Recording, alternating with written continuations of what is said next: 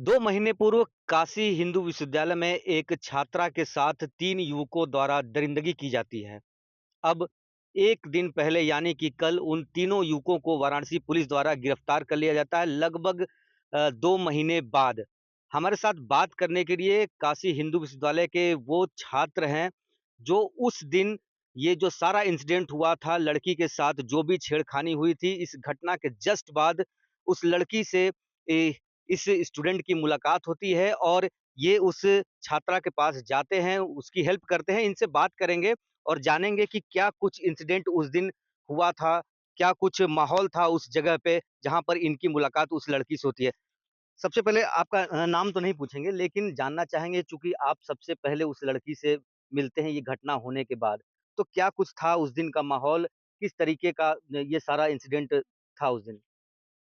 तो बेसिकली उस दिन थोड़ा देर रात का समय था। हम लोग कई सारे दोस्त लोग खाना खा के लौटे ही थे। सब लोग अंदर जा रहे थे, तो मैं भी अंदर ही जा रहा था अपनी गाड़ी लगा के। तभी मैंने देखा कि एक लड़का आ रहा है, थोड़ा-सा घबराया हुआ, डगमगाते हुए आ रहा है। तो वो आते ही साथ बोलता है, "भैया क्या आपने यहाँ से कोई बुलेट जाते हुए देखी जिसमें 3 लोग थे?" तो मैं मना कर देता हूँ क्योंकि हम तो उसी समय आए थे वहाँ पे बेसिकली। तो फिर वो वापस पूछता है कि नहीं यहाँ पे कुछ हुआ है। तो मैं उससे पूछता हूँ, थोड़ा उसके बारे में पूछता हूँ, तो समझ में आता है कि वो हमारे ही कॉलेज का स्टूडेंट है।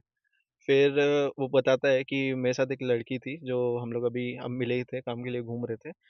बात करते-करते तभी गन पॉइंट पे 3 लोग आके इन्हें उठा के लेके जाते हैं और उठा के लेके जाने के बाद लड़के का मुँह दबा लिया जाता है, उसके उसके सारे मोड्स ऑफ कम्युनिकेशन ले लिए जाते हैं और लड़की के साथ उन लोग छेड़खानी कर रहे थे। तो ये बताता है, तो फिर मैं उससे आगे पूछता हूँ कि कौन है? तो जब जैसे ही इन्फॉर्मेशन पता चलती है कि ओके ये हमारे ही पूरे जूनियर है, तो मैं अपने अंदर साथ वालों को कॉल करता हूँ, प्रॉक्टर ऑफिस, तो प्रॉक्टर्स तो इमीडिएटली वहाँ पे पहुँच चुके थे। फिर अपने दोस्तों सिक्योरिटी कन्वीनर को कॉल करके हम लोग इमीडिएटली ढूँढने के लिए निकलते हैं। सर्च पार्टी निकलते ही साथ 1-2 मिनट के अंदर-अंदर लड़की मिल जाती है क्योंकि वो लड़के उस समय छोड़ के भाग चुके होते हैं। 15-20 मिनट हो चुके थे फिर भी मतलब लड़के के मेरे आने से पहले।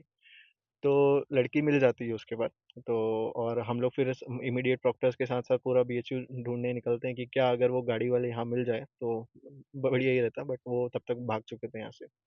तो ये उस दिन हुआ था। बाकी लड़की हमें जैसे ही मिलती है तो काफ़ी सहमी हुई थी, वो अपना बचाव करने के लिए वो प्रोफ़ेसर के घर के अंदर भाग चुकी थी और जैसे ही हमें मिलती है उसके थोड़े से हाव-भाव, मतलब हाव-भाव नहीं बोलना चाहिए, थोड़े से वस्त्र ऊपर-नीचे थे तो उसको हम लोग ठीक-विक करते हैं। बाकी शी वाज़ कॉन्फिडेंट, बट वो फिर बताती है कि उसके साथ कितना गलत हुआ है, क्या-क्या गलत हुआ है। अब मैं वो यहाँ बोलूँगा तो आई डोंट थिंक सो कि वो काफ़ी सही रहेगा। बट ये हुआ था उस दिन। अगर बात करें उस वक़्त की तो एक और चीज़ें सामने निकल कर आई थी कि ये जो इंसिडेंट हुआ था छेड़खानी का, उसके बाद लड़की किसी प्रोफ़ेसर के घर जाती है। उसके बाद आपसे मुलाकात होती है या उसके पहले आप वहाँ पर पहुँचते हैं उस घटना स्थल पर? तो हुआ ये है कि मैं अगर थोड़ा-सा और जस्टिफ़ाई करूँ तो यहाँ पे पीछे एक लाइन है जहाँ पे रात को आपको स्टूडेंट्स घूमते हुए मिल जाएँगे। थोड़ा-सा वो सिक्योर भी रहता है। गाड़ियाँ अगर अभी चल जाती हैं, चलते रहती हैं। तो उसी रात ये और उनका मित्र आपस में काम के लिए मिले थे, वहाँ पे घूम रहे थे, तो गन पॉइंट पे इन्हें एक्चुअली लेके गया। अब गन पॉइंट पे लेके गया तो आप किसी को बोल नहीं सकते, आगाह नहीं कर पाओगे, तो इन्हें लेके गया। जब वो वहाँ पे वो लेके जाता है, उसके बाद जो भी चीज़ें हो रही होती हैं, तो लड़का किसी तरीके से अपने आप को बचा के निकलता है क्योंकि उसे एक लड़का पकड़ा हुआ था, बाकी 2 लड़की के साथ छेड़खानी कर रहे थे।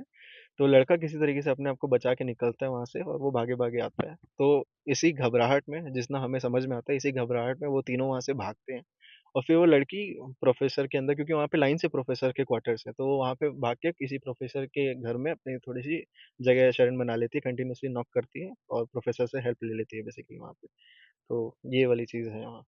अगर सिक्योरिटी की बात करें, सुरक्षा की बात करें, तो ये जो इंसिडेंट होता है उसके बाद छात्रों द्वारा बहुत ही ज़ोरदार तरीके से प्रोटेस्ट किया जाता है, आवाज़ उठाई जाती है, सिक्योरिटी को लेकर, सीसीटीवी को लेकर।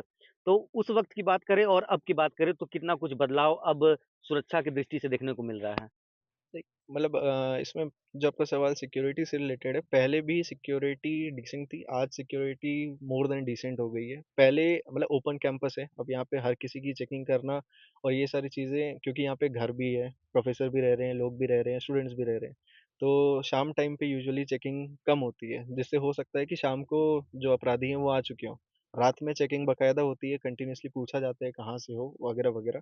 अब तो ये भी पहले तो आईडी कार्ड चेकिंग नहीं होती थी, अब तो हमारे कैंपस के अंदर आईडी कार्ड चेकिंग भी होने लग गई है, जिससे ये पता चल जाता है कि ये यहीं का है या किसी दूसरे कैंपस का है, क्योंकि बीएचयू के अंदर मल्टीपल कैंपस है आपके। तो अगर आईआईटी का ही होगा तभी वो अंदर आने देंगे, नहीं तो वो अंदर आने देंगे भी नहीं। तो ये वाला सीन है। पहले ये चीज़ नहीं थी। पहले इतना था कि वो कंटीन्यूअसली चेक होती थी, बट इतना हार्डकोर चेकिंग नहीं होती थी। और ओपन कैंपस है तो अंदर आना-जाना किसी का भी लगा रहेगा और मना भी नहीं कर सकते। देर रात को ऑब्वियसली 10 बजे के बाद गेट बंद हो जाते हैं। 10 बजे के बाद आप आ नहीं सकते। आने के लिए आपको परमिशन चाहिए। बट अब तो आप किसी भी टाइम आओ, अंदर आने के लिए आपको परमिशन लगेगा ही लगेगा। ये चीज़ हुई है। तो ये बढ़िया हुआ है। 2 महीने बाद अब जाकर आरोपियों की गिरफ्तारी हुई है। आपकी बात छात्रा से होती होगी। अब क्या कुछ कहना है उनका इस पूरे मामले को लेकर? चूँकि कहीं न कहीं एक इंसाफ उनको मिला है, गिरफ्तारी अगर देखी जाए गिरफ्तारी जो हुई है। तो जिस जब भी उनसे बात होती थी, कन्या से हमारी बात होती थी, दोस्त ही है वो, हमारी जूनियर ही है, तो शी इज़ वेरी कॉन्फिडेंट, उससे ज़्यादा बहादुर इंसान नहीं देखा। क्योंकि वो कभी भी कंटिन्यूअसली उसी चीज़ को लेके बैठी नहीं रही। उसने बोला कि मेरी कोई गलती नहीं है, तो मुझे इतनी सज़ा नहीं मिलेगी। जो भी अपराधी होंगे उन्हें सज़ा मिलेगी। एंड वो एडमिनिस्ट्रेशन एंड पुलिस के भरोसे कंटिन्यूअसली बैठी थी। हमारे टीचर्स, प्रोक्टर्स कंटिन्यूअसली उसके साथ रहते थे। रिसेंटली मैं उससे जब बात कर रहा था तो उसे देख के एक भी ऐसा एहसास तो नहीं हुआ कि आज वो चीज़ उसे कहीं न कहीं सता रही है, वो बहुत बहादुर है। बट हाँ, अंदर ही अंदर उसकी दोस्त बताती है कि कभी-कभी ये रोने लग जाती है, तो वो वाली चीज़ है कि हाँ, एक छाप तो शायद पड़ ही गई होगी अंदर। बट हाँ, वो है बहुत बहादुर, उसने उसे काफ़ी अच्छे उस दिन भी जब वो पहली बार मिली थी, जब उस कंडीशन में मिली थी, उसने यही बोला था कि भैया सब ठीक होगा, मैंने किसी के साथ गलत नहीं किया। तो उस दिन भी वो बहादुरी ही दिखा रही थी। आँसुओं में थी, बट उसके शब्द तो ये थे, तो she is a brave girl. And अब 2 महीने बाद जैसे उसे मिला है, तो अभी रिसेंटली तो बात नहीं हुई क्योंकि अभी छुट्टियाँ हैं, वो घर पे होगी। बट जितना हमें समझ में आया और कॉलेज में जिस न्यू ईयर पे एक गिफ्ट मिला है यहाँ के स्टूडेंट्स को कि हाँ, अपराधी गिरफ्तार हो गए हैं, तो there is a good vibe in the college. Moreover जो सिक्योरिटी अपग्रेड हो गई है, तो everything is being promoted in a good vibe. Yes. तो ये थे हमारे साथ बीएचयू के वो छात्र जो उस दिन ये सारा इंसिडेंट होने के बाद लड़की से इनकी मुलाकात उस घटना के तुरंत बाद होती है और इनका साफ तौर पर कहना है कि अब जाकर अगर सुरक्षा की बात करें तो कह पहले से कहीं ज़्यादा बेहतर हुआ है। साथ ही साथ जो छात्रा जिसके साथ ये पूरी घटना घटित हुई थी, वो कहीं न कहीं अंदर से मजबूत थी, कॉन्फिडेंस थी कि आने वाले वक़्त में उसको न्याय मिलेगा और अब जाकर 60 दिनों बाद न्याय कहीं न कहीं मिला है।